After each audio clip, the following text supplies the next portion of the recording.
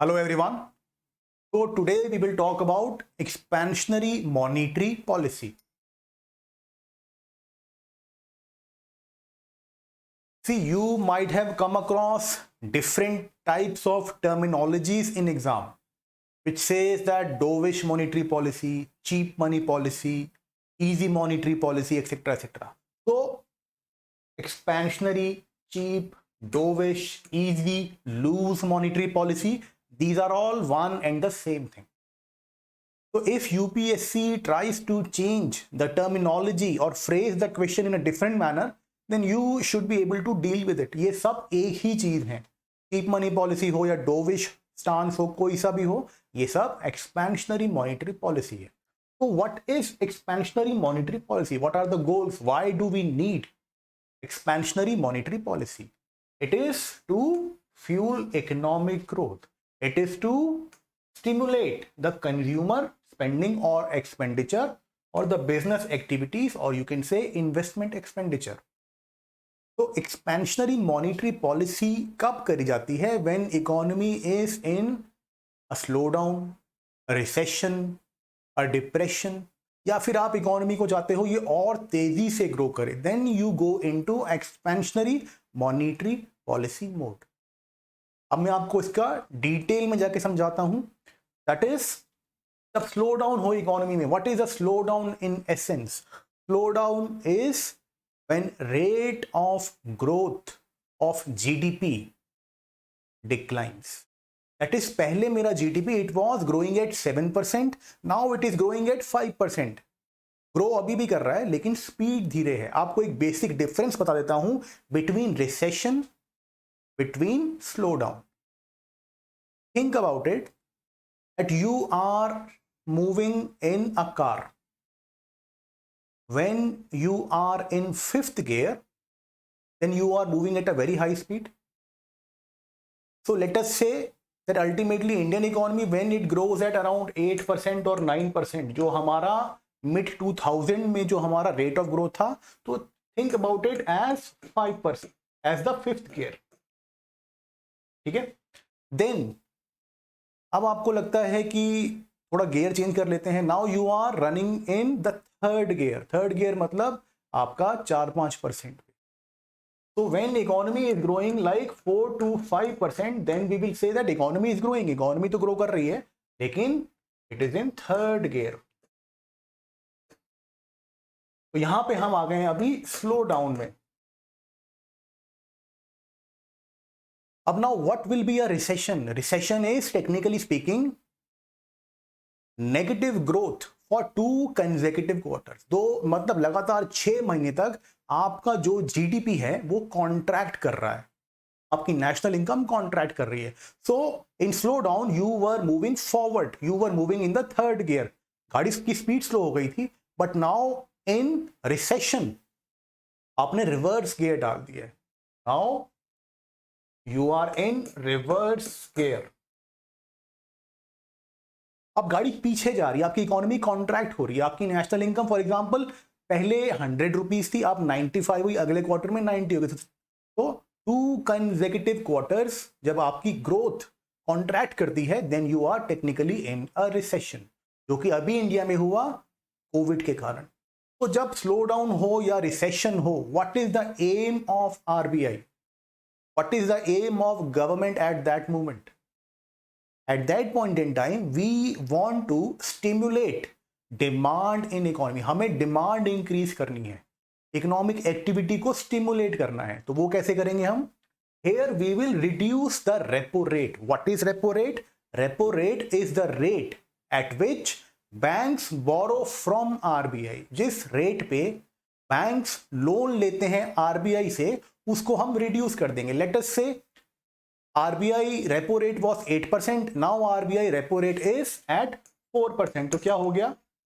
जो cost of borrowing है, जो कॉस्ट ऑफ लोन है for the banks like SBI, yes bank, ICICI bank, इनके लिए जो कॉस्ट ऑफ बोरोइंग है फ्रॉम आरबीआई वो हाफ हो गई.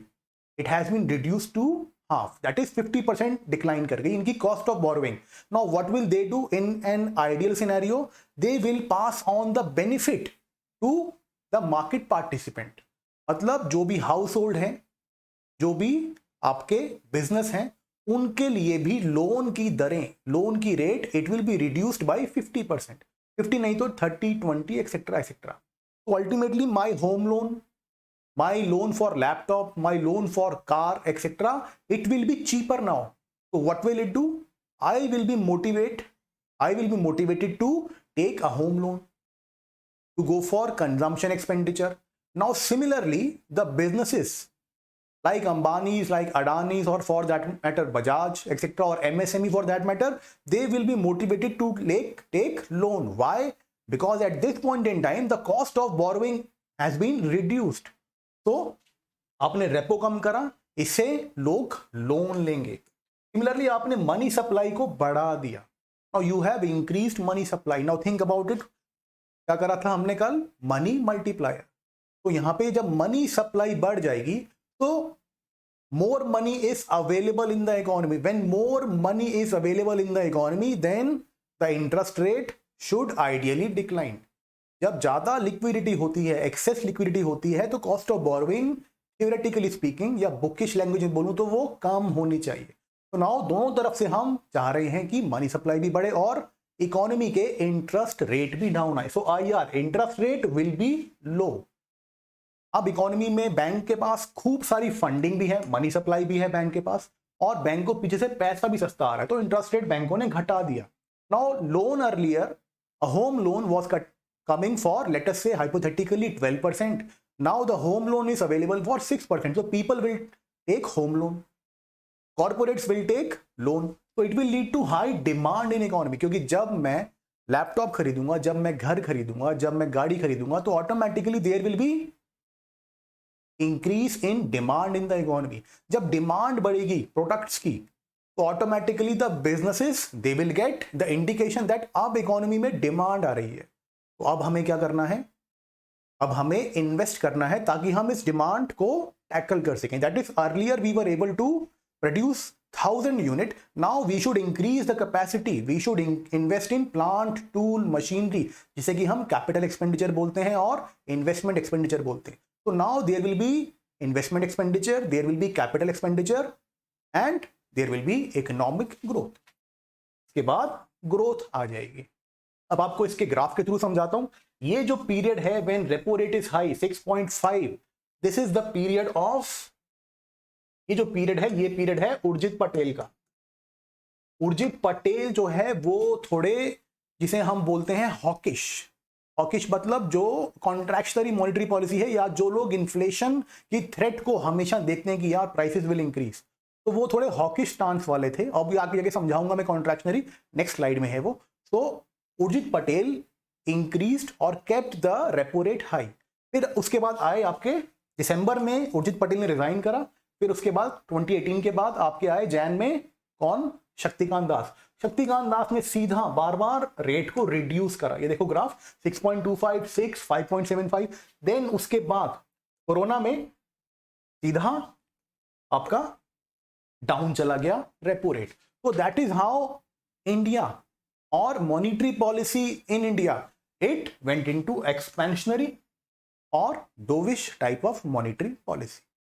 So that is how expansionary monetary policy is applied. That is how expansionary monetary policy is carried out. अब आगे चलते हैं। अब ये थोड़ा देख लेते हैं हम इकोनॉमिक सर्वे को। Economic survey 2021. See, March 27, 2020, policy repo rate has been reduced by 115 basis point. ठीक है, 4% पे आ गया। यहां पे रेपो रेट ये देख लो डाउन आ रहा है, that is repo rate. Reverse repo rate को अभी हम नहीं देखेंगे, ठीक है।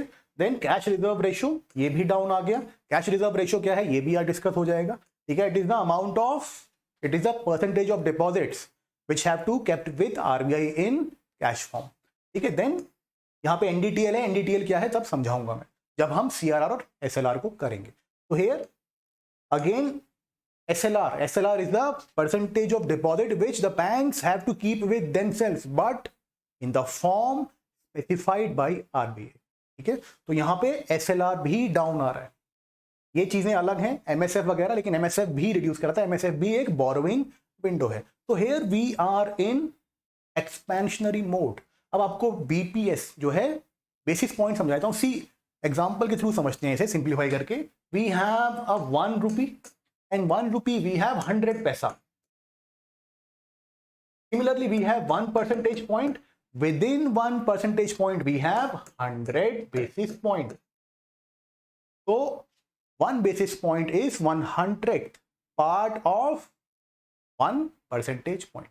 अगर 1% के 100 भाग बना दूंगा, उसका जो एक भाग होता है, एक पार्ट होता है, that is known as BPS. So here essentially 115 basis point means 1.15 percentage point. ठीक है, तो here economic services that ultimately we went to into expansionary mode. Why? Because extraordinary situation, because of कोविड-19 के कारण।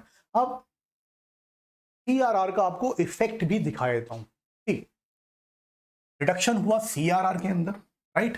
तो requirement of bank from 4%, पहले था हम रख रहे थे 4% पे, 4% मुझे whatever I get as deposit I will keep 4%, मतलब 100 रुपए मिले तो 4 रुपए will cash form with RBI. But here it has been reduce to 3%, now earlier 4, now 3%। अब 1% कम करा, लेकिन आप देखो इससे कितनी liquidity, how money supply is increase. Remember yesterday we discuss money multiplier, when the reserve ratio they will be reduced, the money supply will be increase. So यहां पे reduce हुआ है हमारा सीआरआर, तो 1.37 lakh crore rupees, 1.37 lakh crore rupees was injected into the economy, was released into the economy. So that is how expansionary monetary policy is carried out. Next आगे चलते हैं। अब बात करते हैं economic survey again. MPC decided to keep the policy rate unchanged in August, October, December because of inflation. अब ये यहां पे याद रखना, आपको कल मैंने बताया था, हिंट दिया था कि why in inflation targeting there were some voices, there were concerns within the circle of policy makers and former RBI governors that for a developing country like India, inflation targeting is a bit premature. That it, we should have your inflation and economic growth on equal footing. But in India, what we have done, price stability is the primary goal. That is, inflation control is the primary goal while keeping growth in mind. मतलब automatically यहाँ पे hint है कि growth पहले inflation को control करना, जब inflation control में आ जाएगी फिर we have to move on towards stimulating growth. So here that is the problem कि जैसे ही टॉलरेंस जोन के थोड़ा सा बाहर गया आरबीआई के, India retail inflation CPI accelerated to 6.93%, सिर्फ 0.93% टॉलरेंस जोन से बाहर गई। इन्होंने आरबीआई ने they kept the repo rate on hold, that is we won't reduce the repo rate. Now think about it, यहां पे पिछले 4 साइकिल से और अभी जो रिसेंटली मॉनेटरी पॉलिसी है उसमें भी रेपो रेट रिड्यूस नहीं करा है, सेकंड वेव भी आ गई है। लेकिन since inflation is increasing, since global prices of commodity are increasing, since crude oil price is increasing, global commodity price are increasing, because of these things there are chances of inflation in India going up, क्योंकि we are a net importer of crude oil, we also import commodities। तो automatically क्या होगा, इससे हमारा CPI based inflation, remember core inflation, headline inflation, core inflation is when we exclude the volatile items such as food and fuel, but headline inflation is when we include every commodity and or goods and services, that is food and fuel are included in headline inflation, and we are basing our policy on headline CPI, right. तो headline के कारण अब बाहर से जो आ रही है इसको हम इंपोर्टेड इन्फ्लेशन भी बोलते हैं, क्योंकि जब बाहर से गुड्स हमने इंपोर्ट करे उनका जब प्राइस बढ़ा हुआ आया तो ऑटोमेटिकली इंडिया में इन्फ्लेशन हो जाएगी उसकी वजह से। लेकिन इस इन्फ्लेशन को हम बोलते हैं इंपोर्टेड इन्फ्लेशन। अब इसकी वजह से रेट नहीं घटा सकते, repo rate can not be reduce because primary responsibility of RBI is keeping inflation with in 2 to 6% and ideally 4% of CPI. Then monetary policy committee की मीटिंग हुई। मॉनिटरी पॉलिसी कमेटी की February 5 को जो meeting हुई थी उसमें CPI projection, ये जो है थोड़ी सी कमेंट्री जो आती है, जो स्पीच होती है आरबीआई की, अगर टाइम ना मिले तो बाद में even I think every coaching institution they provide some form of summary, तो वो समरी एक बार हमें देख लेनी चाहिए। अगर आप स्पीच देख सको तो वो ठीक रहता है। Total it is mainly a 10-15 minutes speech. It is available on YouTube freely. Anyway, CPI projection is revise to 5.2%। मतलब आप आरबीआई को लग रहा है कि as we go forward inflation will be down, क्योंकि जब इकोनॉमी अनलॉक होगी तो सप्लाई साइड कंस्ट्रेंट, मतलब जो गुजरात से दिल्ली में सामान आना है या बैंगलोर से दिल्ली में सामान आना है या तमिलनाडु से दिल्ली में सामान आना है, वो अब डिसरप्ट नहीं होगी सप्लाई चेन, सामान आ पाएगा। क्योंकि अगर स्कार्सिटी होगी तो there will be increase in prices. तो यहाँ पे क्या कह रहे हैं कि सीपीआई प्रोजेक्शन कह रहे हैं कि 5.2, यहाँ पे कितना जा रहा है, अराउंड 7%। तो here it will be with in the tolerance zone of RBI, that is the projection of RBI. MPC kept the repo rate unchanged and maintain accommodative stance। अब ये stance आपको मैं समझा देता हूं। Accommodative stance is mainly that RBI is open to the idea of reducing rates.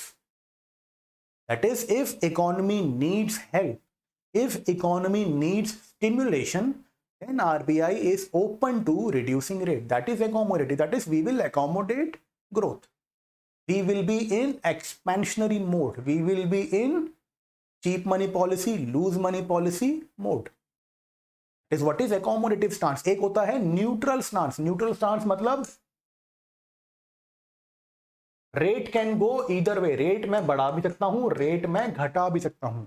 यहां पे accommodative stance का मतलब क्या है कि रेट मैं बढ़ाऊंगा नहीं, but I can decrease the rate. That is accommodative।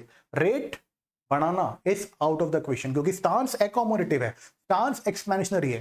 Neutral में क्या है, जैसा डेटा आएगा, that is if inflation is increasing then I will act.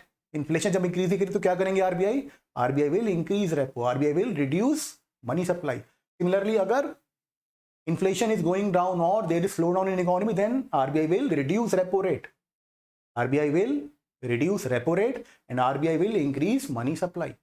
तो किसी भी तरफ जा सकती है monetary policy, that is the neutral stance. एक जो तीसरा स्टांस है जिसकी बात हुई थी पहले उर्जित पटेल के टाइम में, दैट वाज कैलिब्रेटेड टाइटनिंग।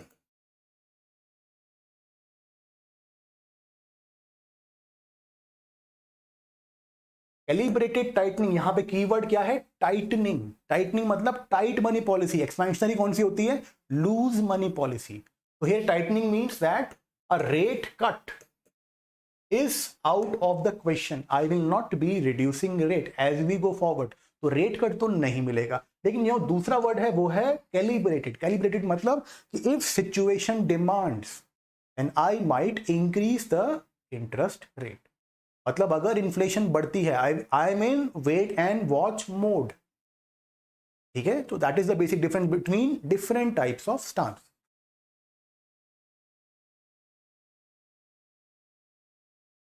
आप एक क्वेश्चन देख लेते हैं प्रीवियस ईयर का, 2014।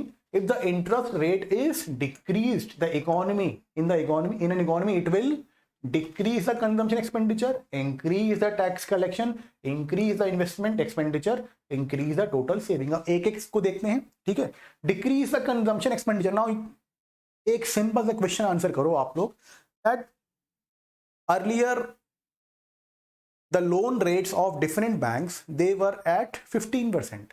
Now you are getting loan at 5% or let us say 4%. तो अब क्या करोगे आप लोग, you will take loan and you will spend money because it is a cheap money policy. ठीक है, तो when interest rate is decreased, so how come there will be a decrease in the consumption expenditure? There will be an increase in the consumption expenditure. Similarly increase in tax collection, ये आपको समझाता हूं कैसे। इसको जब paper solve कर रहे हो तो इसको बात के लिए रख लो आप। ठीक है, इसको हमने काटा मार दिया, इसको हमने देख लिया कि पहले सारे देख लेता हूं फिर आऊंगा इसके पास। Increase the investment expenditure, earlier loan was 15%, now the loan is 5%। So what will be the cost of borrowing for the corporates? The 1/3 cost हो गई है बोरोइंग की। So what they will do, they will create capacity.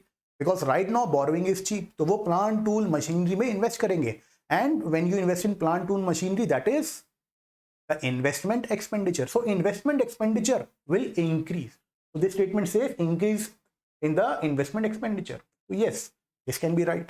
Increase the total saving. अब now खुद सोचो आप कि are SBI और HDFC they are giving you loan at 5% और आपका वहां पे सेविंग्स अकाउंट है, आपकी वहां पे FD है, तो वो आपको कितना रेट देंगे जब वो आगे लोन दे रहे हैं at 5%? What will be the interest rate on your savings account or your FD account? On your savings account you might get 1%, on your FD you might get around 3% और 3.5 पर may be 2.5%, क्योंकि इतना margin तो रखेगा bank अपने पास, इससे ज़्यादा ही रखते हैं, वो तो है मैं सिंप्लीफाई करके एग्जाम्पल के थ्रू समझा रहा हूँ. तो at this point in time savings will not make sense, because मुझे बैंक में पैसा रख के कुछ मिल नहीं रहा है, तो there will be less saving in economy. Banks are not motivating me to save. तो अब आगे हम टैक्स कलेक्शन में. Now think about it, economy is in problem, like Covid का टाइम है, इकोनॉमी प्रॉब्लम में है, ठीक है, इंटरेस्ट रेट डिक्रीज कर दिया है गवर्नमेंट ने, so that there is monetary stimulus. अब हो सकता है कि गवर्नमेंट भी स्टिमुलेट कर रही हो इकोनॉमी को, तो जब गवर्नमेंट स्टिमुलेट करती है, गवर्नमेंट के पास अपने टूल्स होते हैं, fiscal policy, when government deals in fiscal policy, उनके पास क्या क्या टूल होते हैं आपके, disinvestment, taxation, borrowing, expenditure etcetera. तो हो सकता है कि जब कोविड है तो गवर्नमेंट अपने टैक्स रेट्स को कम कर दे, या कुछ चीजों में बिल्कुल ही टैक्स हटा दे कि हाँ भाई ये टैक्स फ्री हो गई है फिलहाल के लिए. तो यहाँ पे there is no 1-to-1 kind of relation, जरूरी नहीं है, क्योंकि हमें यहाँ चाहिए बिल्कुल पक्का कि यहाँ ये तो होगा, प्रैक्टिकली ये हो सकता है, बट यहाँ पे क्या है, tax collection might increase later on when economy is in growth. Economy हो सकता है कि अभी स्लो डाउन में है इसलिए इंटरेस्ट रेट डिक्लाइन, तो ये अभी गलत है, बिकॉज मुझे एक ही चूज करना है. So here I will go with C, that is increase in the investment expenditure in the economy. तो ऐसे स्टेप बाय स्टेप सॉल्व करना है एग्जामिनेशन के अंदर, सीधा जाके मार नहीं देना है, क्योंकि कई बार होता है कि एक आधा जो है थोड़ा सा ज्यादा सटल टाइप ऑफ स्टेटमेंट होता है. एनीवेज आगे चलते हैं. So the answer is C, that is increase in the investment expenditure in the economy.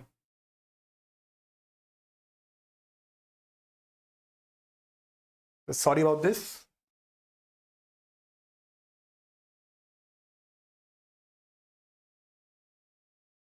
आगे चलते हैं. तो कॉन्ट्रैक्शनरी मॉनिटरी पॉलिसी की बात करते हैं, हॉकिश मॉनिटरी पॉलिसी की बात करते हैं, टाइट मॉनिटरी पॉलिसी की बात करते हैं. कॉन्ट्रैक्शनरी, हॉकिश, ठीक है, और इसको हम डियर मनी पॉलिसी भी बोलते हैं. जैसे वहां चीप मनी पॉलिसी, यहाँ डियर. डियर मतलब ये नहीं कि पैसा प्यारा हो गया, डियर मतलब पैसा महंगा हो गया. Anyways contractionary monetary policy, why? Because we have to control inflation. Why is inflation? Inflation क्या है basically? Sustained increase in general price level. Sustained increase in general price level. तो ये बेसिकली कब होता है? When demand is more and supply is less. Demand ज्यादा है, supply कम है, और थ्रू द मॉनिटरी पॉलिसी हम यहां क्या करने जा रहे हैं, हम सप्लाई साइड को तो डील नहीं कर सकते, क्योंकि monetary policy is mainly demand management. Demand को बढ़ा सकते हैं, डिमांड को घटा सकते हैं. तो here I will try to reduce demand. If I am RBI and there is inflation and I am following contractionary monetary policy, my aim is to reduce demand in the economy. So utilize when government wants to control inflation. See, inflation है, तो what I can do? I will increase the repo rate. Increase the repo rate से क्या होगा? When repo rate, hypothetically let us say the repo rate is at 5%, now RBI increases it to 10%. Now bank's cost of borrowing increases, वो double हो गई, तो वो क्या करेंगे, अपने लोन के रेट को डबल कर देंगे. Loans will become expensive, that is why it is dear money policy. तो जब लोन्स एक्सपेंसिव हो गए, then you and me we will not borrow from the bank and we will reduce our consumption expenditure. Similarly, the corporates, they will not borrow from the bank and they will reduce their investment expenditure. वो इस समय invest नहीं करेंगे because पीछे से cost of borrowing बढ़ गई है. Similarly money supply will be reduced. RBI जो है मनी सप्लाई को रिड्यूस कर देगा. रिमेंबर हाई पावर मनी, ठीक है, हाई पावर मनी को रिड्यूस कर सकते हैं आरबीआई, या और भी बहुत सारे टूल्स होते हैं मनी सप्लाई को रिड्यूस करने के लिए, उसकी हम आगे जाके बात करेंगे, जैसे ओपन मार्केट ऑपरेशन. तो हियर आरबीआई ने रिड्यूस कर the money supply, so less money is available in the economy, and repo rate, that is cost of borrowing for the banks, it has been increased. So interest rate in economy, IR, interest rate in economy, it will be increased, because of which demand will decline. And when demand decline, पहले क्या था, demand यहाँ थी and supply यहाँ थी, so अब demand को हम नीचे ले आए हैं, अब there will be equilibrium in the economy, so now inflation will decline. That is how a contractionary monetary policy work. Goal is to decrease the money supply in the economy. It can be achieved by raising interest rate, वो हमने देख लिया. Selling government security, that is open market operation. Open market operation में RBI they buy or sell government security. तो यहाँ पे sell करी जब RBI ने government security, it will reduce money supply in the economy. वो कैसे होती है वो जब मैं open market operation डिस्कस करूंगा तो in depth बताऊंगा. तो selling government bond and increasing the reserve requirement, मतलब CRR, SLR, इनको मैंने बढ़ा दिया. रिमेंबर रिजर्व डिपॉजिट रेशियो जो हमने कल करा था, RDR and it's link with money multiplier and money supply. तो रिजर्व रिक्वायरमेंट को जब मैं बढ़ा दूंगा तो मनी सप्लाई नीचे आ जाएगी. That is how it works. RBI ने उर्जित पटेल के अंदर जो है पॉलिसी रेट्स बढ़ाए थे, वो अभी पीछे डिस्कस करा. ठीक, ये उर्जित पटेल का टाइम है, यहाँ पे 2018 चल रहा है, 2017 के एंड से 2018.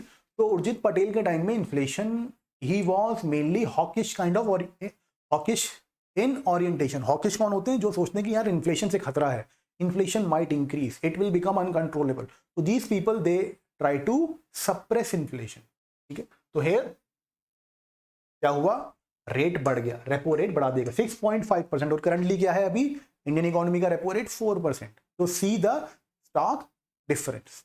एनीवेज आगे चलते हैं. एक ये केस स्टडी लेते हैं, bookish kind of case study है, basically to understand how contraction in monetary policy can really work. US economy late 1970s, यहाँ पे था राइजिंग इन्फ्लेशन, इंक्रीज करी थी इन्फ्लेशन. यहाँ पे जो फेड के प्रेसिडेंट थे वो थे पॉल वॉकर, फेड के चेयरमैन, फेडरल रिजर्व यूएसए, जिसकी हमने कल बात करी थी, central bank of USA is federal reserve. तो इन्होंने इंटरेस्ट रेट बढ़ा के, जो इनका रेट है, जैसे हमारे यहाँ रेपो रेट है, वहां फेड फंड्स रेट होता है, इन्होंने इंक्रीज कर दिया टू 9%, बट इन्फ्लेशन कम नहीं हुई. तो he by 1981 he increase the repo rate, that is Fed funds rate to 20%. तो जब 20% पे बैंकों को पैसा मिल रहा है तो ऑटोमेटिकली इंडियन इकोनॉमी या आपके यूएसए की इकोनॉमी के तो रेट बहुत ज़्यादा बढ़ जाएंगे, 30% तक चला जाएगा लोन का रेट, क्योंकि बैंक को भी अपना मार्जिन रखना है. तो इन्फ्लेशन तब 13.5% पे थी, उसके बाद सीधा क्रैश कर गई inflation crash to 3.2% by 1983, mid 1983, क्योंकि total spending was drop dramatically. Many companies उन्होंने अपनी कॉस्ट को कट करा. क्यों, क्योंकि पीछे से जब कॉस्ट ऑफ बोरोइंग बढ़ गई है तो ऑटोमेटिकली हाउस होल्ड जो है लोन नहीं लेंगे, कॉर्पोरेट जो है लोन नहीं लेंगे, तो consumption expenditure will go down, investment expenditure will go down, because of which when demand goes down then inflation will go down. That is how things work in bookish manner. Here things have worked in the real economy. Anyways आगे चलते हैं. अब थोड़ी सी बात कर लेते हैं हम, अब टूल्स के अंदर जा रहे हैं हम. टूल्स ऑफ मॉनेटरी पॉलिसी, एक होते हैं हमारे क्वांटिटेटिव मॉनेटरी पॉलिसी टूल्स, जिनको जनरल और इनडायरेक्ट भी बोला जाता है. ये जानबूझ के मैंने यहां डाला है बिकॉज एट टाइम्स यूपीएससी क्या है, क्वांटिटेटिव नहीं पूछेगा, वो पूछेगा which of the following are general और indirect tools.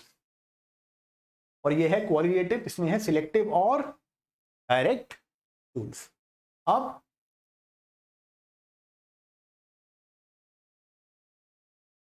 I think you won't be able to say this because मुझे ही प्रॉब्लम हो रहा है. एनीवेज मैं आपको समझा देता हूं, और ये जो है मैं आपको समझाता हूँ, और नेक्स्ट जब क्लास होगी तो उसमें इसको थोड़ा दोबारा एक बार स्लाइड ठीक करके मैं दोबारा समझा दूंगा. एनीवेज क्वांटिटेटिव टूल्स वो होते हैं which deal with the total volume of money supply in economy और total volume of credit in economy. मतलब if I am using the quantitative tools, इधर जैसे मान लो अभी इकोनॉमी में है 1000 करोड़ रुपीस, तो अगर इन्फ्लेशन बढ़ रही है तो I will reduce the money supply, मैं शायद इसे 500 करोड़ पे ले आऊं। If there is slow down और रिसेशन इन इकोनॉमी, तो मैं यहाँ पे क्या करूंगा, I might increase the money supply to 2000 crore rupees. तो यहाँ पे जो मेरे टूल्स रहते हैं, that is here I am trying to manipulate the total level of credit in economy और total volume of money supply in economy. और मेरे जो टूल्स रहेंगे वो यहाँ पे रहेंगे open market operation, CRR, SLR, repo rate, reverse repo rate. तो यहाँ तो मैं इसको जो है मनी सप्लाई के थ्रू टैकल करूंगा, या फिर मैं इसे इंटरेस्ट रेट के थ्रू टैकल करूंगा, जिससे क्या होगा कि credit creation, remember in yesterday's class we discussed credit creation. तो when interest rate will go down, banks will land more, there will be more credit creation in economy. Total volume of credit, जो loan है उसे हम credit बोलते हैं, तो total amount of lending will increase in economy. अब इसके अलावा जो दूसरे टूल होते हैं वो होते हैं क्वालिटेटिव, दैट इज सिलेक्टिव और डायरेक्ट। ठीक है, ये they are aimed at tackling specific types of loans in the economy. तो यहां पे जैसे अगर 1000 करोड़ है इकोनॉमी के अंदर money supply, here we won't be touching the total level of money supply. Here we will try to push money into certain sectors which are desirable, for example agriculture, solar power, etc. Or we might try to discourage consumption in certain sectors which are undesirable at this point in time. ठीक है, तो that is how qualitative monetary policy works. That is 1000 crore है तो हो सकता है मैं यहाँ पे लिमिट लगा दूं कि भाई एग्री में आपने 500 देना है, एजुकेशन में आपने 100 देना है, देन सोलर में आपने 100 देना है। मैंने टोटल को स्टैटिक रखा है। Here I have right to push money into certain sectors, that is what is qualitative monetary policy, that is selective use. हम कुछ सेक्टर्स को यहां पे टारगेट कर रहे हैं, कुछ सेगमेंट्स ऑफ इकोनॉमी को टारगेट कर रहे हैं। और इसके जो टूल्स होते हैं वो है margin money, consumer credit regulation, credit rationing, direct action, moral suasion etcetera. तो ये सब अभी वन बाय वन हम इन डेप्थ करेंगे, so you don't need to worry about this. Anyways आगे चलते हैं।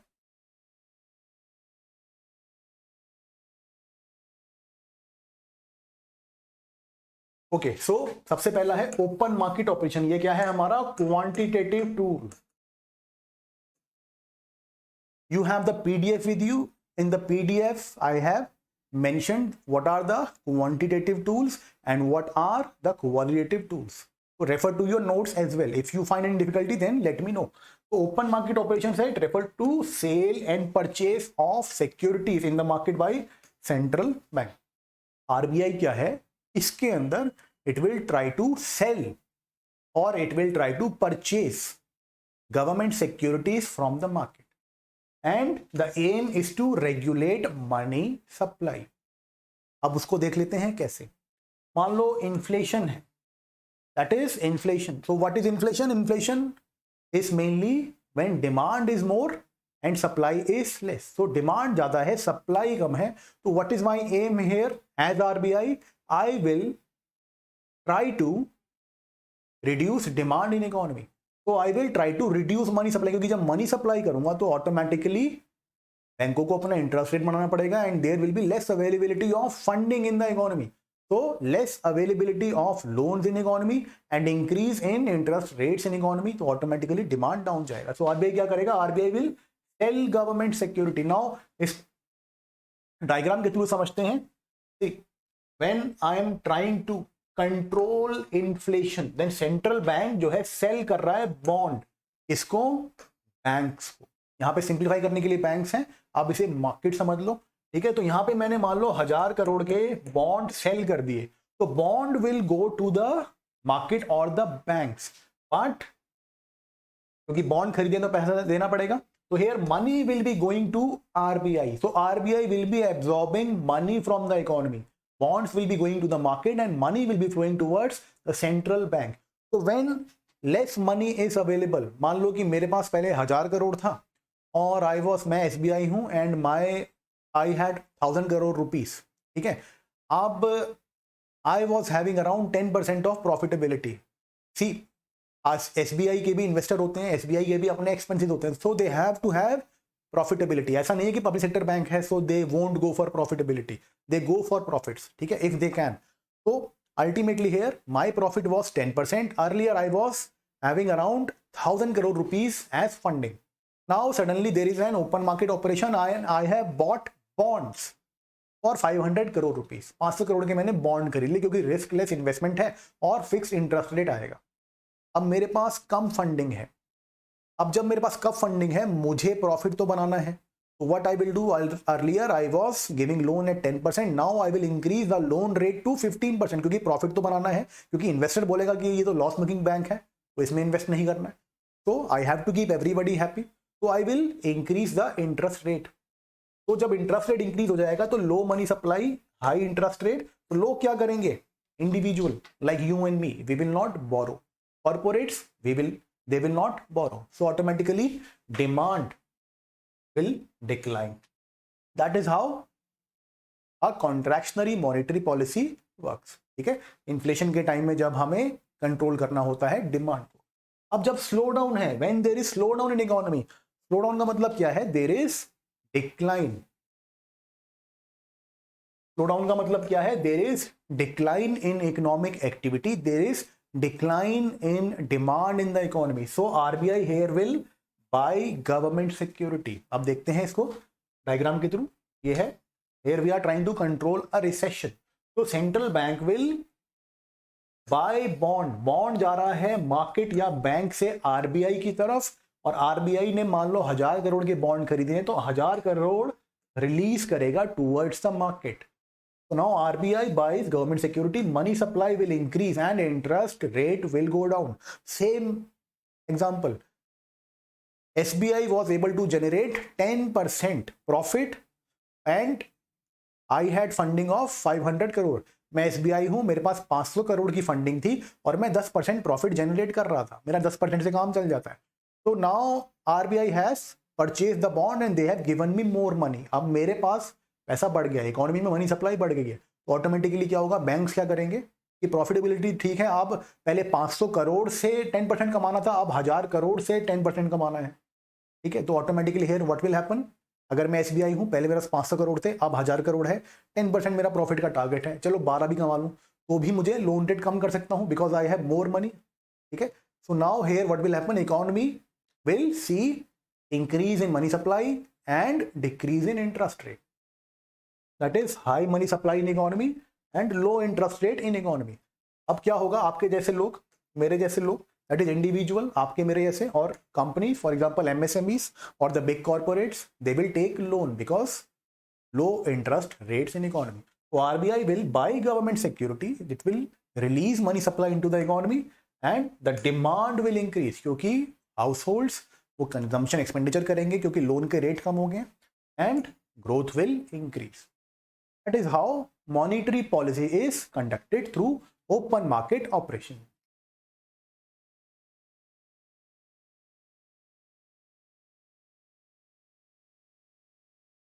अब चलते हैं आगे। ओपन मार्केट ऑपरेशन में एक आपने कॉन्सेप्ट पढ़ा होगा recently in news, operation twist. तो इसको थोड़ा इन डेप्थ करते हैं, फिर ग्राफ की मदद भी लेंगे समझने के लिए कि RBI launched the US style operation twist so that they can reduce the long term interest rates in Indian economy।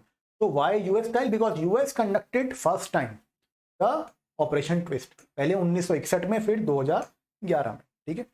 तो it was US which for the first time conducted operation twist। अब ये twist के अंदर twist क्या है वो समझते हैं अभी। US ने किस लिए करा था, to reduce their long term interest rates. First time RBI ने पहली बार करा है ऐसा unconventional policy measure. Conventional policy measure कौन से होते हैं, जैसे आपके CRR, SLR, रेपो रेट वगैरह। अनकन्वेंशनल होता है जब ये वाले टूल्स नहीं चलते, प्रॉब्लम बहुत बड़ी हो जाती है, तो out of the rule book जाके, आउट ऑफ द जो है नॉर्मल टूल्स जाके चीजें करी जाती है, और ऑपरेशन ट्विस्ट ऐसा ही एक टूल है, इसीलिए इसे अनकन्वेंशनल बोला जाता है। अनकन्वेंशनल पहली बार करा है RBI ने, ये याद रखना, पीटी के लिए इंपॉर्टेंट है, that first time RBI has conducted something such as operation twist. क्यों करा गया, आपको थोड़ा ग्राफ के थ्रू समझा देता हूं। ये है हमारा लॉन्ग टर्म इंटरेस्ट रेट, ये है हमारे शॉर्ट टर्म इंटरेस्ट रेट। इनका जो डिफरेंशियल है ना, ये प्रॉब्लमैटिक है आरबीआई के लिए। RBI does not want a huge spread, huge difference between the short term and long term interest rate. तो इसको हमें डिफरेंस को कम करना है, इसे हम बोलते हैं फ्लैटनिंग द यील्ड कर्व। ये यील्ड है, ये जो यील्ड कर्व है दोनों के, इनको हमें थोड़ा, जैसे यहाँ पे है और एक यहाँ पे है, हमें इनको, इनके डिस्टेंस को रिड्यूस करना है, इनके डिस्टेंस को रिड्यूस करना है। So that is known as flattening the yield curve in economics, अगर टेक्निकल आप जो है टेक्निकली बात करूं तो।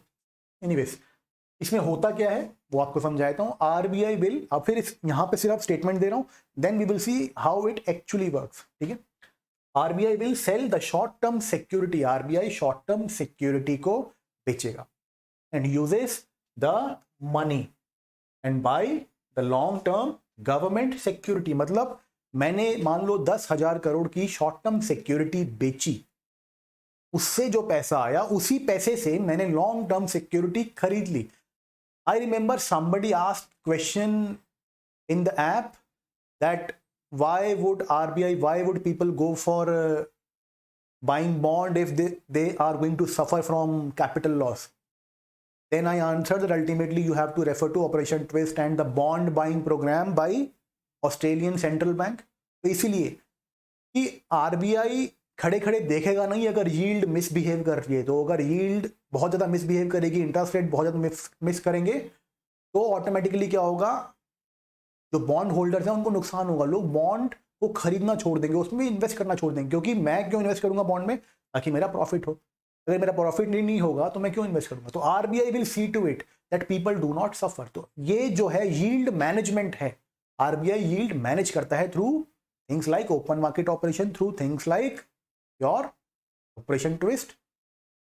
ठीक है, आप चलते हैं आगे।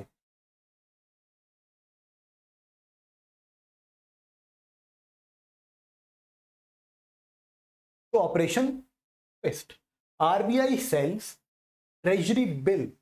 सी, आपको डिफरेंस मैंने बताया था पहले, we have discussed the government security. आज टी बिल को थोड़ा ओवरव्यू दे देता हूं, ये फिर लौट के आएगा जब फाइनेंशियल मार्केट करेंगे। टी बिल क्या होता है? शॉर्ट टर्म बोरोइंग इंस्ट्रूमेंट है, no interest rate, no interest is given by the government, but you get your return because it is issued at a discount. अब आपको समझाता हूं कैसे। फेस वैल्यू का कॉन्सेप्ट हम डिस्कस कर चुके हैं। Face value is whatever is return on that particular instrument. मान लो इसकी फेस वैल्यू है टी बिल की, ये शॉर्ट टर्म होते हैं, मतलब ये आपके 91 day, 182 day, 364, it is mainly less than 1 year. ठीक है, एक साल से कम को हम शॉर्ट टर्म बोलते हैं, एक साल से ज्यादा को हम लॉन्ग टर्म बोलते हैं। तो हेयर मान लो फेस वैल्यू जो टी बिल पे जो लिखा हुआ है वो है 100 रुपीज, तो it will be issued at a discount. Discount मतलब मान लो 95 का इशू कर दिया। ठीक है, आपने देखा होगा ना जब हम जाते हैं मार्केट वगैरह तो हम बोलते हैं भैया ये तो एमआरपी है, क्या डिस्काउंट दोगे इस पे? तो here same principle applies that ultimately treasury bill की जो फेस वैल्यू है it is issued at a discount. यहां पे हमने 95 का मान लो गवर्नमेंट ऑफ इंडिया ने इशू करा। Remember that T bills they are not issued by state government. State government are not allowed to issue T-bill, only center can. But government security, they can be issued by the union government and the state government. ये basic चीज याद रखना। GSEC जो है वो center and state both can issue, but treasury bill can only be issued by central government, not the state government. ये basic चीज याद रखना पीटी के पर्सपेक्टिव से। तो हेयर क्या हुआ कि आई सोच लो मैंने इन्वेस्ट करा, I invested in 91 day treasury bill. 91 day के बाद इसकी एक्सपायरी हो जाएगी, मुझे मेरा पैसा वापस मिल जाएगा। तो I invested 95 rupees and I bought 1 treasury bill. Now after 91 day government will pay me 100 rupees. जो फेस वैल्यू थी वो मुझे पे कर दी जाएगी। तो मेरा बेनिफिट क्या है इसमें? 5 रुपीज। मैंने खरीदा 5 का, लेकिन जब मुझे पैसे वापस लौट, मैंने खरीदा 95 का, लेकिन जब मुझे पैसे लौटाए गए तो इट वॉज 100। तो that is my return on investment. तो इसकी जो यील्ड आई वो क्या आई आपका? मान लो 5%। सिंप्लीफाई करके, मैथमेटिकल एग्जैक्टेशन में नहीं जा रहा हूं, ठीक है, मान लो 5% मेरी जो है इसकी रिटर्न आई। तो here issued at discount but return, क्योंकि it will be redeemed at face value. Issued at a discount, redeemed at face value. अब ये हमारा क्लियर हो गया। टी बिल्स में चलते हैं। अब remember we talked about the relation between bond price, interest rate etcetera.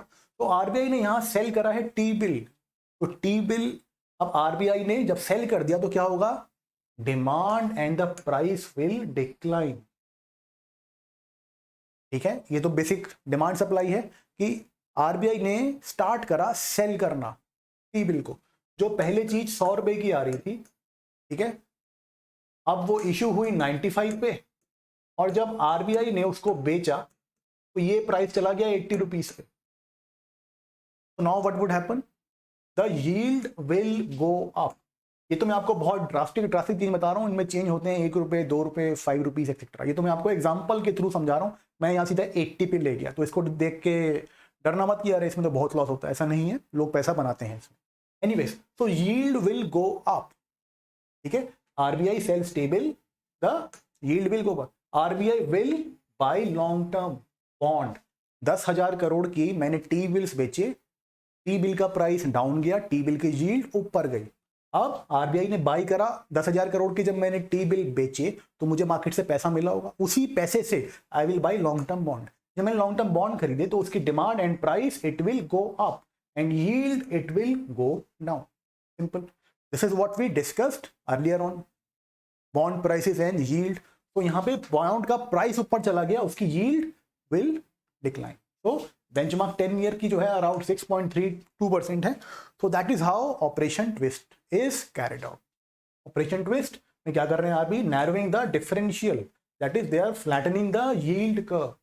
आपको मैंने समझा दिया है ग्राफ के through, that is how operation twist is carried out. Next आगे चलते हैं कि ऑपरेशन ट्विस्ट की सिग्निफिकेंस क्या है। मेरे ख्याल से एक स्टूडेंट ने पहले पूछा था कि हमें यील्ड क्यों मैनेज करनी है। If I can recollect that somebody asked that why we need to manage yield, low yield रखने का फायदा क्या है, क्योंकि लो यील्ड है तो आगे के इंटरेस्ट रेट भी इंडियन इकोनॉमी में जो है लो, अगर यील्ड लो रहेगी तो इंटरेस्ट रेट भी इंडियन इकोनॉमी में लो जाएंगे। तो here if long term yield go down government will borrow cheaper, क्योंकि गवर्नमेंट ने जैसे बोला कि we will be borrowing 12 lakh crore rupees, 7 lakh crore rupees, ठीक है, तो ये जो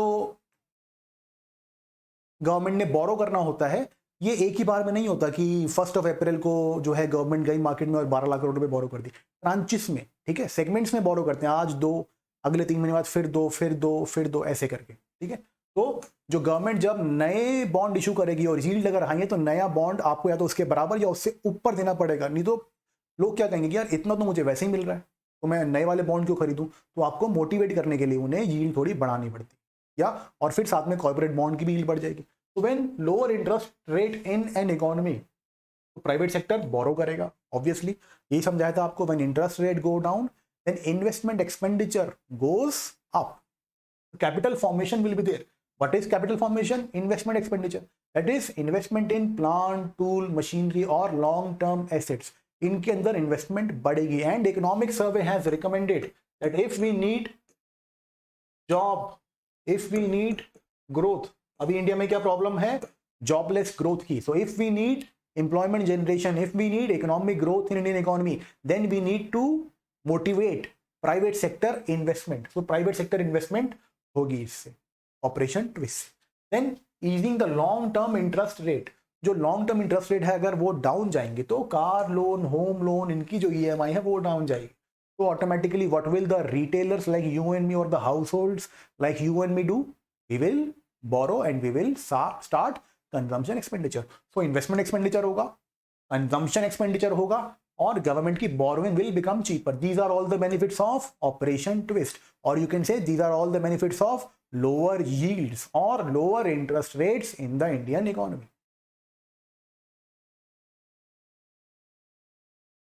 Next आगे चलते हैं, अब हम बात करते हैं कैश रिजर्व रेशियो की, CRR. What is CRR? CRR is the average cash balance which the banks are required to maintain with RBI. 4% of NDTL. मतलब डायग्राम के थ्रू समझाता हूं, individual deposits 1000 rupees in the bank, individual ने 1000 rupees deposit करे bank के अंदर, आप CRR मान लो 4% पे है, 4% इज द CRR। तो बैंक क्या करेगा कि 1000 में से 960 अपने पास रखेगा as a balance, and 40 rupees in cash form will be deposited to RBI. So that is what is CRR. That is banks will keep some percentage of their deposit with in cash form with RBI. अब आपको समझा देता हूं NDTL. यहां पे याद रखना total deposits की बात नहीं हो रही है, net demand and time liabilities की बात हो रही है. डिमांड एंड टाइम लाइबिलिटीज मैं आपको पहले समझा चुका हूं. डिमांड कौन से होते हैं हमारे, current account and savings account. Time liability कौन सी होती है हमारे, fixed deposit, recurring deposit. These are my time deposits. Now from these demand and time liabilities you will deduct the deposits with other banks. That is the formula for NDTL. NDTL के depth में नहीं जाना है, बहुत ही basic सा सवाल आएगा, अगर आएगा तो इसकी डेप्थ में नहीं जाना है, इसका PhD करने नहीं जाना है. there is no use. So NDTL is when you from the demand and time liabilities you will deduct the deposits with other bank. क्योंकि SBI है, उनके पास एक्सेस फंडिंग थी, उन्होंने जो है PNB में कुछ पैसा जमा करा दिया, उन्होंने जो है पैसा जमा करा दिया किसी और बैंक के अंदर, HDFC में पैसा जमा करा दिया, तो वो क्या बन गया आपका एसेट. यहाँ पे बात हो रही है हमारी लाइबिलिटीज की. तो हमने लाइबिलिटीज में से हमें चाहिए नेट लाइबिलिटी. नेट माइनस ये है यहाँ पे हमारा ग्रॉस एक तरीके से, ठीक है. तो हमने इसमें से अपने इंटर बैंक डिपॉजिट या डिपॉजिट विद अदर बैंक उनको हमने हटा दिया, तो हमें मिल गया हमारा net demand and time liability. Anyways अब आगे चलते हैं. बैंक को जो है कोई इंटरेस्ट नहीं मिलता है, that is the bone of contention here. इसके ऊपर पहले कमेटियां भी बैठ चुकी हैं और उन्होंने बोला था कि जो सीआरआर की फंडिंग है वो बैंक्स को आप इन्वेस्ट करने दो कहीं पे, जिससे कि उनको इंटरेस्ट मिलता रहे. लेकिन आरबीआई रिफ्यूज्ड. बेसिक सी बात है, why do we need CRR और SLR? Remember we talked about RDR, reserve deposit ratio. क्या बात करी थी हमने कि we need reserves. RBI mandates the banks to keep reserves because such reserve will provide a safe cushion to the banking sector. कि अगर बहुत सारे डिपॉजिटर्स एक ही दिन के अंदर आ गए कि मेरा पैसा दो मेरा पैसा दो, bank will have sufficient liquidity, bank will have sufficient funding to return their money. और अगर वो पैसा नहीं दे पाते और उनके रिजर्व बहुत कम थे और खत्म हो गए, तो हम उसको टेक्निकली बोलते हैं bank run. That is the bank they run out of their reserves. Banks they cannot give money to their depositors. That is what is a bank run. ये बैंक रन हुए थे ग्लोबल फाइनेंशियल क्राइसिस के time में. Northern rock एक bank था UK के अंदर, और उस बैंक के बाहर 1-1 किलोमीटर लंबी लाइनें लगती थी. There were queues, people came with their you can say big bags, ठीक है, और ट्रैवलिंग बैग्स वगैरह लेके आते थे, अटैचियां बड़ी बड़ी लेके आते थे और उनके अंदर पैसा लेके जाते थे, और वेटिंग चलती थी पूरे पूरे दिन की. वो फिर बैंक ऑफ इंग्लैंड को कॉल करेगा और उसके बाद जो है पैसा मिलेगा. वहां बैंक रन हो गया था, लोगों का भरोसा उठ गया था कि यार ये पैसे लौटा पाएंगे या नहीं लौटा पाएंगे. अल्टीमेटली उसको नॉर्दर्न रॉक को फिर नेशनलाइज कर दिया गया, क्योंकि सारी की सारी फंडिंग तो बैंक ऑफ इंग्लैंड ने दी थी. उन्होंने कहा था कि अब हम ही आपको टेक ओवर कर रहे हैं. एनीवेज आगे चलते हैं. इसको यूज कैसे करेंगे? इन्फ्लेशन जब हो रही है, when inflation is there, what do? I will reduce demand in economy. Demand कम करने के लिए मुझे क्या करना पड़ेगा? मनी सप्लाई को कम करना पड़ेगा.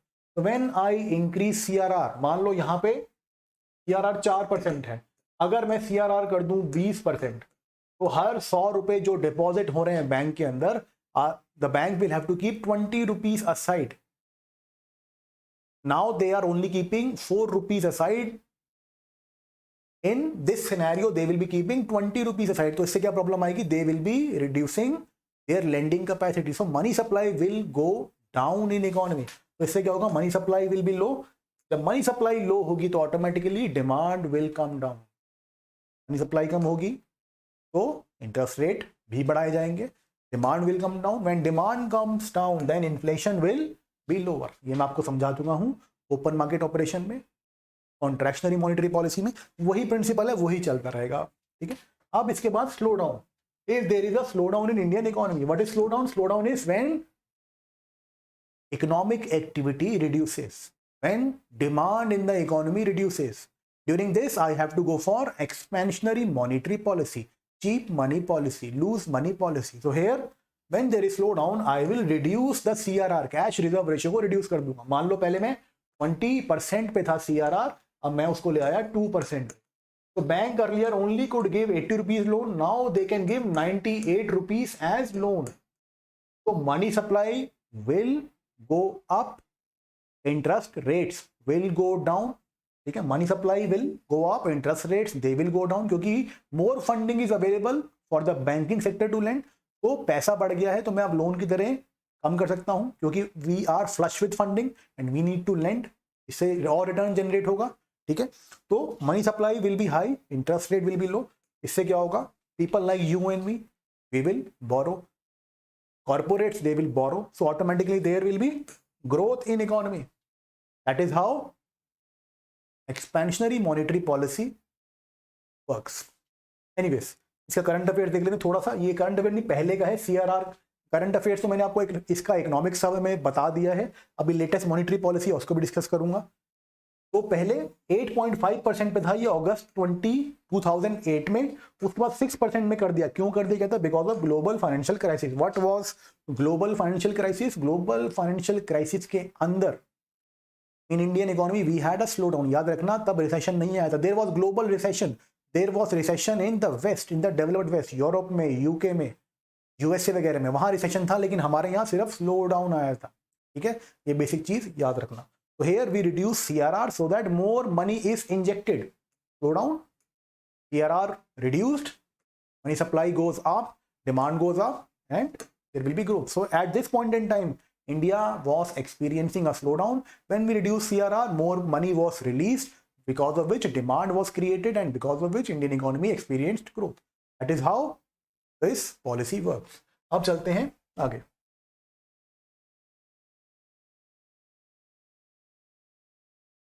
थोड़े से फैक्ट्स देख लेते हैं आप सीआरआर के लिए, क्योंकि these days there is a tilt towards factual questions.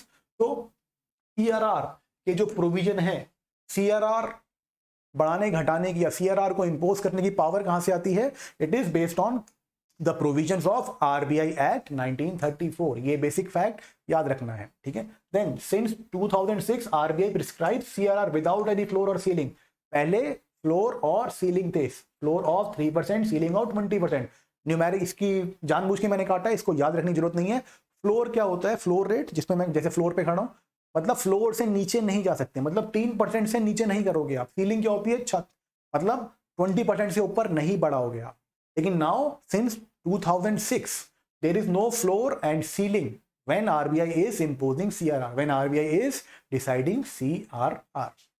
अब देख लेते हैं all scheduled commercial banks. Who are scheduled commercial banks? Scheduled commercial banks are those which are listed in the second schedule. ये अभी आपका आएगा जब हम बैंकिंग डिस्कस करेंगे. यहां पे सिर्फ ओवरव्यू है. Second schedule of RBI Act 1934. Second schedule जो सेकंड शेड्यूल है आरबीआई एक्ट 1934 का, उसमें जो भी लिस्टेड बैंक है उन्हें हम स्केड्यूल्ड कमर्शियल बैंक्स बोलते हैं.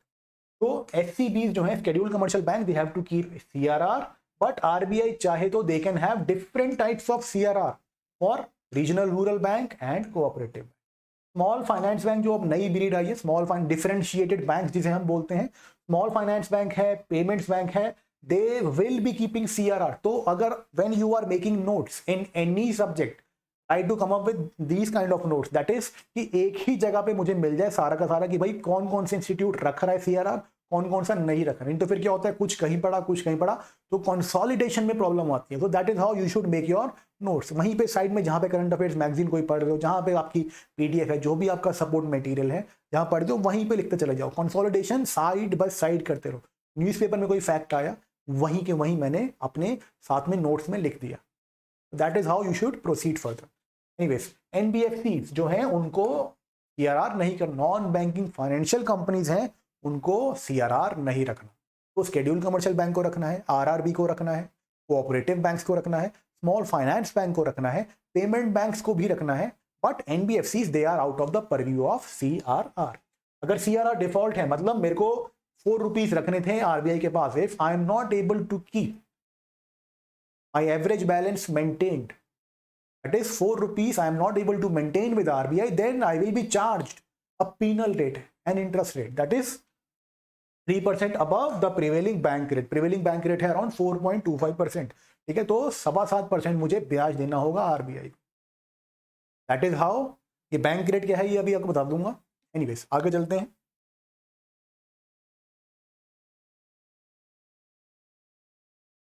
कुछ करंट देख लेते हैं हम सीआरआर का। डीमोनेटाइजेशन जब हुई थी तो एकदम से क्या हुआ था, सभी लोगों ने पैसा उठाया अपना और बैंक की तरफ चले गए, because we had to in a time bound manner we had to deposit the money, the old notes and take out the new notes. So automatically बैंकों के पास क्या होगा, deposits they will be going out of the roof, deposits will increase.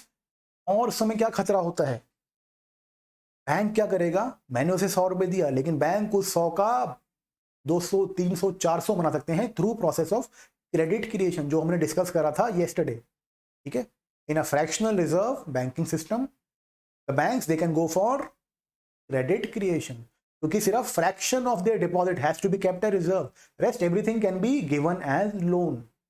तो इस time में RBI ने क्या करा, इंक्रीमेंटल सीआरआर ऑफ 100% फ्रॉम 26 नवंबर 2016। 26 नवंबर 2016 के बाद जितने भी आपके डिपॉजिट आए सारे के सारे सीआरआर में लॉक हो जाएंगे, मतलब with RBI you can not create credit in economy. नहीं तो क्या होता है, इन्फ्लेशन हो जाती, बहुत ज्यादा मनी सप्लाई बढ़ जाती, बहुत ज्यादा क्रेडिट क्रिएशन हो जाता, तो उससे इन्फ्लेशन हो जाती। वो पहले ही आरबीआई ने एंटीसिपेट करा और बोल दिया कि जितना भी पैसा आएगा, डिपॉजिट आएंगे, जितने भी डीमोनेटाइजेशन के बाद जितने भी डिपॉजिट आएंगे, इंक्रीमेंटल सीआरआर, मतलब सीधा सीआरआर के अंदर मुझे दे देना, अपने पास मत रखना। देन सीआरआर एग्जेम्पशन February 2020, ये था हमारा जब स्लो डाउन चल रहा था इंडियन इकोनॉमी में, कोविड से पहले ही we were in slow down. ये हमारी इकोनॉमी के साथ एक प्रॉब्लम हुई है कि हम पहले ही वीक थे, फिर कोविड ने आके बहुत वीक कर दिया। एनीवेज सीआरआर की एग्जेम्पशन थी कि if you are giving, you will not be needed to make CRR if you are giving loans to certain segments, that is automobile, residential housing and MSME। मतलब कि 100 rupees मेरे पास deposit आया, उसमें से मान लो I have to keep 4% with RBI as CRR, but if this 100 rupees is given as loan to MSME, to residential housing और to the automobile sector, then I don't need to keep CRR. और याद करो CRR no interest income. So bank क्या करेंगे कि अगर वो loan देंगे तो इंटरेस्ट इनकम होगी, लेकिन सीआरआर रखेंगे तो इंटरेस्ट इनकम नहीं होगी। तो इससे क्या होगा, RBI is trying to stimulate loans towards the sector. इन सेक्टर में मोटिवेट कर रहा है बैंक को कि आप इन सेक्टर के अंदर लोन दो। That is if you get deposit you have to give me CRR, but if you get deposit and you give loan to automobile, housing and MSME, then you don't need to give me a CRR। तो bank क्या करेंगे, दबा के loan देंगे, उससे क्या होगा, इन सेक्टर में डिमांड क्रिएट होगी, automatically there will be growth. Then MPC ने February 2021, तो ये मैं करंट अफेयर यहाँ पे इंटीग्रेट कर दिए हैं और जो बाकी करंट अफेयर्स हैं वो भी आते रहेंगे। तो एमपीसी की जो मीटिंग हुई है February 2021 में, रिस्टोर कर दिया है सीआरआर को। रिमेंबर सीआरआर को 4% से 3% पे करा गया था बिकॉज ऑफ कोविड। इसकी वजह से we had 1.37 lakh crore rupees 1.37 lakh crore rupees of liquidity injected into the economy. But जब जरूरत नहीं हो तो लिक्विडिटी को वापस एब्जॉर्ब करना पड़ता है। तो आरबीआई ने क्या करा, रिस्टोर सीआरआर टू 4%। फेजेस में करा है, पहले 3.5%, फिर 4%, मई 22, 2021। सो अब वापस आपका जो सीआरआर है वो वापस 4% पे आ चुका है। So that is how monetary policy was conducted in context of CRR.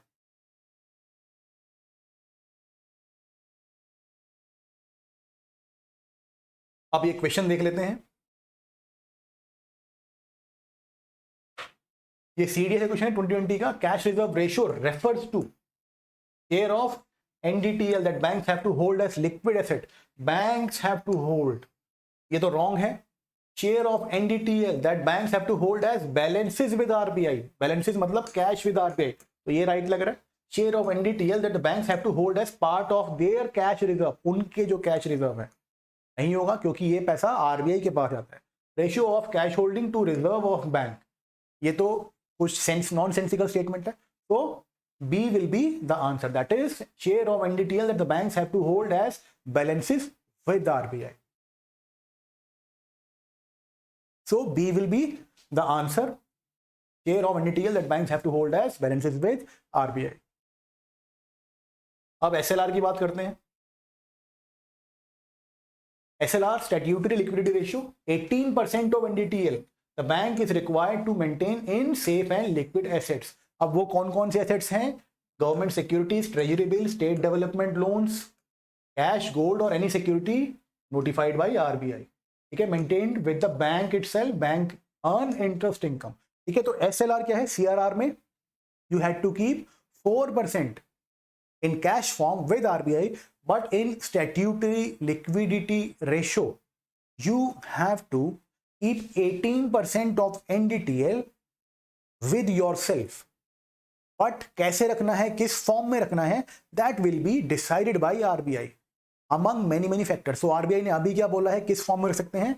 It could be dated government security. Dated government security मतलब गवर्नमेंट सिक्योरिटी, G6 जिसे हम बोलते हैं, गवर्नमेंट बॉन्ड जिसे हम बोलते हैं. And treasury bill, treasury bill जो शॉर्ट टर्म वाला भी आपको बताया था, 91 डे, 182 डे, 364 डेज. तो these are the treasury bill. तो you can invest in government security, you can invest in treasury bill, you can invest in state development loan. याद करना कि जो स्टेट गवर्नमेंट की जो G-SEC होती है उसको स्टेट डेवलपमेंट लोन बोला जाता है टेक्निकली. ठीक है, so you can invest in central government G-SEC, you can invest in state government G-SEC, you can keep cash आप रखोगे नहीं because cash means no interest. Gold में आप रखोगे लेकिन गोल्ड रिस्की है, कभी ऊपर कभी नीचे. रिलेटिवली गवर्नमेंट सिक्योरिटी वो जो है लिक्विड भी होती हैं और सेफ भी होती है. Anyways RBI maintained, these are maintained with the bank itself. Bank को अपने पास रखना, दैट इज डिपॉजिटर गया 1000 रुपए लेके बैंक के पास, प्रिज्यूमेबली मान लो अगर 20% है आपका एसएलआर, तो 800 रुपए, 800 rupees will be kept by the bank with itself in the specified securities and 800 will be kept with themselves, जिसका कि वो आगे कुछ भी करें, लोन देना है लोन दे. 200 will be invested in specified security मतलब government security, treasury bill, state development loan, cash, gold और any other security notified by RBI. अब इसको देख लेते हैं कि इसका यूसेज कैसे होता है. एप्लीकेशन पार्ट देख लेते हैं. एसएलआर अगर हाई है, अगर इन्फ्लेशन है, what is inflation? That is sustained increase in price level. Inflation के टाइम में I would like to reduce demand in economy. तो here if inflation is there, that is more money is chasing too few goods. Demand ज्यादा है, supply कम है, यानी supply बहुत ज्यादा है, इसकी वजह से डिमांड बढ़ गई है, और गुड्स एंड सर्विस की जो सप्लाई है वो कम है. तो at this point in time when too much money is chasing too few goods, that is demand is more and supply is less, then I will try to reduce the demand. So SLR will be increased. SLR को increase कर दूंगा. मान लो पहले 10% था, now मैं उसको 20% कर दूंगा. Remember the linkage with reserve deposit ratio and the money supply. तो here money supply will go down, क्योंकि एसएलआर के अंदर जो पैसा जाता है वो पार्ट नहीं होगा आपकी मनी सप्लाई का. तो money supply will go down, because of which your interest rate will go up. पहले मेरे पास जो है 90 रुपीज थे लेंड करने के लिए. जब एसएलआर 10% में था तो मैं 90 रुपीज लेंड कर सकता था, लेकिन now SLR is at 20, that means I can only lend 80 rupees, but I have to make profit. तो I will increase the interest rate. मैं इंटरेस्ट रेट इंक्रीज कर दूंगा. सो मनी सप्लाई डाउन जाएगी, interest rate up जाएगा. तो इससे क्या होगा? People will have less money available. As the cost of borrowing increases, people will not be taking loans. Companies will not be taking loans. So demand will decrease in the economy and inflation will be low.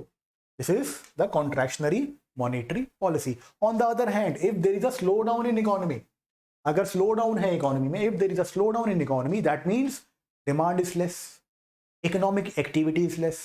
So at this point in time, what I need to do if I am RBI, I need to increase demand in economy.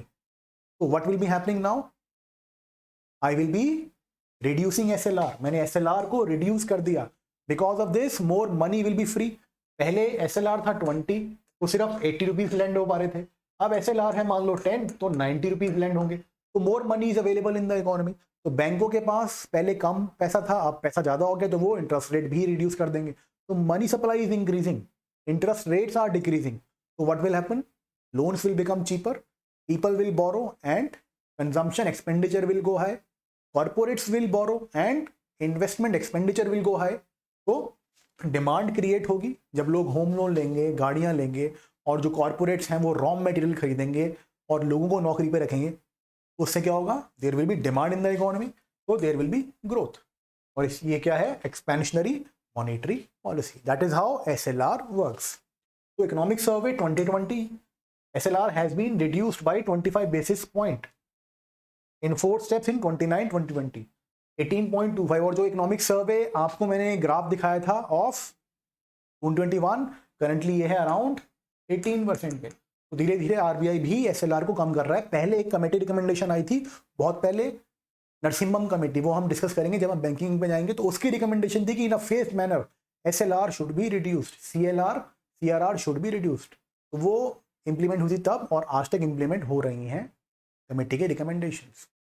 Anyways आगे चलते हैं.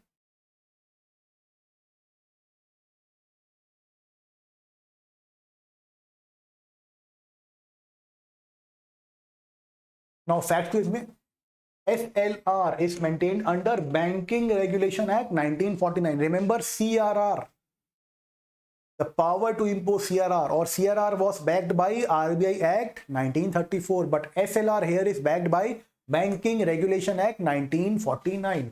So RBI is the authority to increase SLR to maximum of 40%. But कोई floor rate नहीं है, मतलब ceiling है 40% की. There is a ceiling but floor rate नहीं है, जीरो भी कर सकते हैं. ठीक है, आप चलते हैं आगे. All scheduled commercial bank that is listed in second schedule of RBI Act 1934, they have to keep SLR, but दूसरे norms, separate norms can be made for regional rural bank and cooperative banks, and the small finance bank and the payment bank, they have to keep SLR. तो scheduled commercial banks के अंदर आपके public sector, private sector, ठीक है, आपके foreign banks, ये सब आ जाते हैं. ये मत सोचना कि foreign banks को नहीं करना हो. your private bank, your public bank, your foreign banks, they all are scheduled commercial bank. So they will have to follow RBI rules, and RBI rule is SLR. So they have to keep this. Now आपके SF, आपका scheduled commercial bank रख रहे हैं, then your regional rural bank रख रहे हैं, cooperative banks रख रहे हैं, small finance bank रख रहे हैं, and payment banks भी रख रहे हैं, and NBFC. A specific type of NBFC, they will be keeping SLR of 15%. ये टर्म जो है ये चेंज होती रहती है. RBI अपने जो है हिसाब से इसको चेंज करते रहते हैं, तो ये चीज याद रखना. डिपॉजिट एक्सेप्टिंग NBFC, जो NBFCs हैं, non banking financial crisis, sorry, अब तो इनका क्राइसिस बहुत सारे हो गए NBFC के, तो इनके नाम के आगे क्राइसिस ही लग गया है. Anyways, non banking financial companies NBFCs, ठीक है, इनमें से कुछ डिपॉजिट टेकिंग होती है, इनमें से कुछ नॉन डिपॉजिट टेकिंग होती है. डिपॉजिट टेकिंग मतलब ये पब्लिक यहाँ पे जाके, जैसे हम बैंकों में भी open our savings account etcetera, यहाँ पे जाके पब्लिक अपने पैसे जमा करा सकती है, they can make deposits. But non deposit taking मतलब वहाँ पे जाके वो और काम करते हैं, जैसे स्टॉक मार्केट में काम करेंगे, ठीक है, या किसी और आपके इंश्योरेंस वगैरह में काम करेंगे, ठीक है बैंकिंग सेक्टर में, ठीक है. इनको हम शैडो बैंक्स भी बोलते हैं. एनीवेज वो बाद में जाएंगे हम, क्योंकि वो अलग टॉपिक है. तो नॉन डिपॉजिट टेकिंग जो है वो डिपॉजिट नहीं लेंगे. तो जो डिपॉजिट टेकिंग है उनको SLR मेंटेन करना है. ये बेसिक फैक्ट हमें याद रखना है. Deposit accepting NBFCs, they have to keep SLR. SLR का अगर डिफॉल्ट है, मतलब आपको you have to keep 18% with yourself in the specified form, but if you are not able to keep SLR, then you will be charge a penal rate, that is 3% per annum above the bank rate. Bank rate अभी है 4.25%.